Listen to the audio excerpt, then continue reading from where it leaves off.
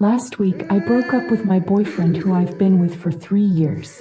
Although I was heartbroken, I chose another way to ease the pain. I chose to be a bad girl. I agreed to a request from a friend named Mark. I think I can get along with him in a short chat. So we met at a restaurant. His smile looked very attractive. Although he was a little shy on the first date, I don't know why, but it made me feel very comfortable. We had a great time on the whole date.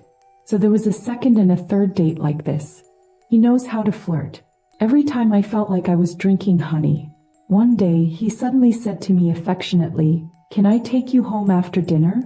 To be honest, I think the experience of these days is totally acceptable. So I accepted his invitation.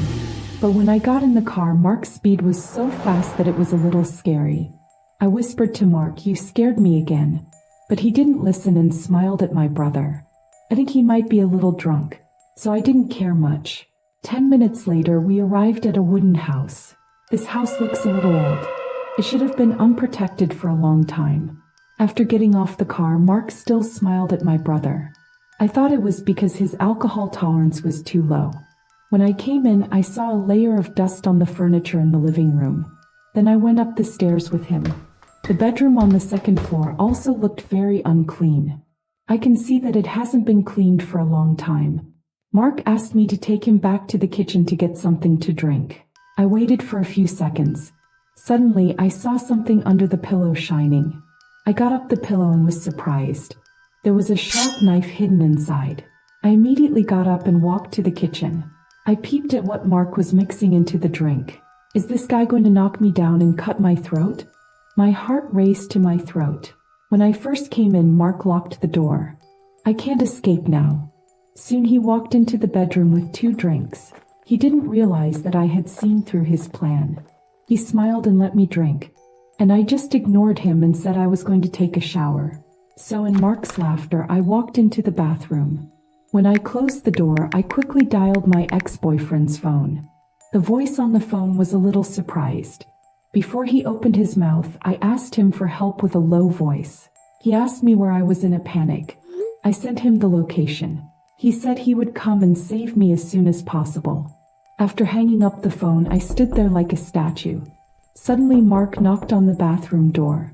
He asked me if I had taken his stuff. This guy found out that I took his knife. He kept knocking on the door and tried to make me hand over his knife.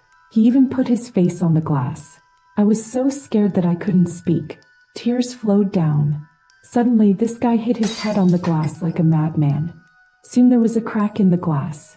Just when I was desperate, I received a call from Tom. He asked me where I was, but I couldn't explain for a while. Fortunately, I saw the window was open, so I jumped down without hesitation. When I looked up, I found Tom standing next to his car. I couldn't help but get on the car quickly. I sat in the car and started to cry loudly. That night, I took sleeping pills before I could sleep. Tom also stayed by my side. It's been a few days since that happened. This made me realize that many men can't be trusted. So Tom and I got back together. That day, Tom was taking a shower in the bathroom. Suddenly, he received a text message with an unknown number on his phone. Out of curiosity, I took a look. It said, "Thank you for the payment." I continued to look it up. As a result, the message on it made me shiver. Once upon a time, there was a man who lived next door with only one arm. My father told me that he was originally a doctor with excellent skills. But in an accident, he lost an arm. He could only say goodbye to his life as a doctor. But he was still very active in facing life.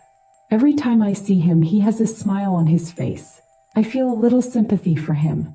But his unnatural look and his disabled arm sometimes make me feel scared. He always has a smell on his body. At first, I thought he lived alone. In addition to being disabled, he must have a lot of inconveniences. This is inevitable. But gradually, the smell on his body became more and more heavy. One night, I heard a loud noise from his house. It sounded like he was arguing with someone. Later, he probably shook his hand. The sound of various screams and smashing things was unheard of. It was quiet for a long time. Not long after the noise stopped, he knocked on my door to apologize for the noise just now. He also brought a steak. I have to say that the steak looked delicious, but I couldn't help but cover my nose. because his body was too smelly. Then he looked at me with a strange look. He smiled. Later, I seemed to be cut off inexplicably. When I woke up, I found myself lying on the floor of a dark room that looked like a basement. I had a terrible headache. I touched my head instinctively. I felt wet. I saw blood all over my hands. That's when I knew I must have been smashed in the head. I thought about it hard. It took me a long time to remember. When the neighbor came to my house, he had a stake in his hand. He smiled mysteriously. He looked at the house and asked, "Aren't your parents at home?" "My parents haven't come back yet." My unprepared answer was, when I was about to end the conversation and close the door, he took something out from behind. He smashed my head hard. I must have been knocked out just now. He tied me up here. But where the hell is this place? Why did he tie me up here? I looked up at this basement. I smelled something in the air that I had smelled before. Isn't this the smell of the neighbor's body? Is this his basement? Following the smell, I slowly looked around. There are a lot of equipment here. It's like a lab equipment. The place with the strongest smell. There were 2 corpses lying there. I couldn't believe my eyes. Both corpses were missing an arm. I covered my mouth and tried not to make a sound, but I couldn't control my trembling. At this moment, I heard a squeak. Then I heard footsteps. Someone came down. No need to say. It must be him. I quickly lay down and pretended to be dizzy. I looked at him with my eyes closed. He walked over to the table full of equipment. He was humming a song in his mouth. There were 2 broken arms on the table. He took one of them and put it on his missing arm. Then he walked to the mirror. He looked left and right. It's like trying on a new dress. I didn't dare to breathe. After trying on the 2 arms, he didn't seem to be satisfied. Then he turned around and walked to me. He raised my arm to his remains. Then he drew a line on my arm with a pen. Is he trying to cut off my arm and put it on his own? Well, I can't just wait to die. When he turned around to look for the tool, I took the opportunity to kick him with all my might. He fell to the ground. I ran out quickly. He thought I couldn't wake up. There was no door at all. When I got home, I called the police immediately. The police arrived in no time and arrested him without any pressure. Then I found out he wasn't a doctor at all. He was a madman who thought he was a doctor and could fix his broken arm. At this time, no matter who I talked to, they would usually put their hands behind their back. No matter what the occasion was, I wouldn't shake hands with others because I was afraid they would think about my arm. When I was in the 4th grade, I rented an apartment with my boyfriend outside the school. On the left side of the door of the 3rd floor of an old house, we made a shoe cabinet. Because we had a cat, we put the cat litter bowl next to the shoe cabinet. Those who have raised cats should know that cat litter usually has no odor unless it is too full. But less than a week later, I smelled the smell of the old house in that corner. But the cat litter bowl didn't smell. I searched the other places in the house, but I didn't find any cat food. The problem of smell in the house has not been solved yet. I received a notice from the company that I would be away from home for a week. I hope that when I come back, my boyfriend can solve the problem. On the first night of my business trip, my boyfriend sent me a message. He said he wanted to tell me a bad news. The smell of cat litter in the house is getting stronger and stronger. It has spread to the corridor outside. I can't do anything about it. I can only suggest him to contact the landlord. See if the landlord can find the source of the smell. The next morning, my boyfriend kept sending me messages to report the progress of the matter. He said he called the landlord. The landlord was on his way here. After a while, the message came again. The landlord arrived. He thought the smell was coming from the next door. I let my breath out. I thought I finally found the source of the problem, but I was too happy. It was far worse than I thought. The last message from my boyfriend was that the landlord had called the police. I replied, "Don't tell me someone died next door." My boyfriend didn't reply. I was a little panicked. The more I thought about it, the more I felt terrified. If someone really died next door and it didn't mean a day or two, then we would have lived next to a corpse for a few weeks. About an hour later, my boyfriend replied. What I was most worried about was confirmed. After the police broke in, my boyfriend and the landlord ran away in an instant. In the next room, the neighbor's corpse face was lying down in the corridor. He had his arms outstretched. It seemed to die at the moment when he was about to open the door.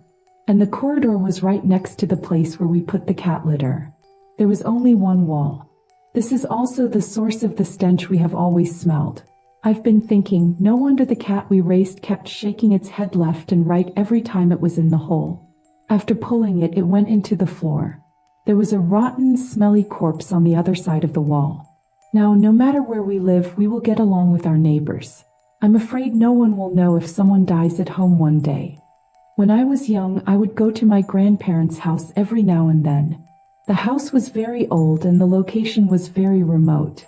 It was already dark when I went to my grandparents' house that time. After a simple meal, everyone went to rest.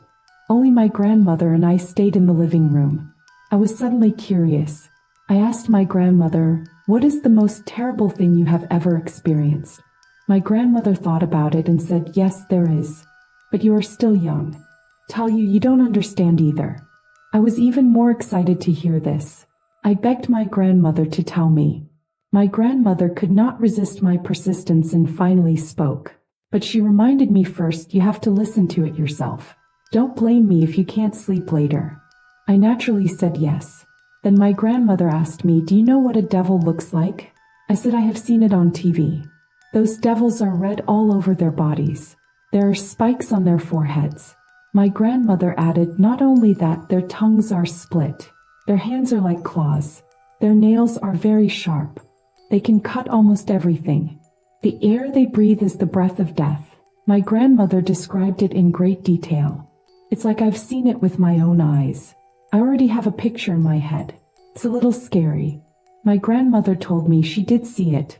A few years ago, she had a heart attack and was sent to the hospital.